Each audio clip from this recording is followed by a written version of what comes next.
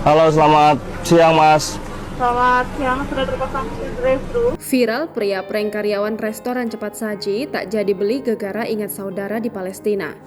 Baru-baru ini viral aksi seorang pria awalnya mau beli makanan di restoran cepat saji lalu batal karena teringat Palestina namun berakhir dihujat. Bukan tanpa alasan, warganet menduga jika pria tersebut memang sudah berniat untuk membuat konten prank.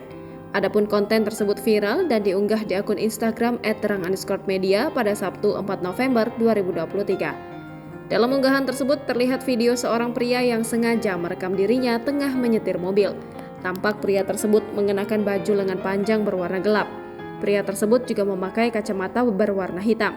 Saat sampai di jalur drive-thru, pria tersebut disambut oleh karyawan restoran cepat saji. "Halo, selamat siang," sapa pria tersebut. "Selamat siang, dengan layanan drive-thru, sebutkan pesanannya," ucap wanita yang merupakan karyawan restoran cepat saji. "Ada promo apa ya?" "Kita ada promo." Tiba-tiba suara backsound sedih terdengar dari video tersebut. Pria tersebut lantas mengurungkan niatnya untuk memesan makanan. "Ya udah, nggak jadi deh mbak.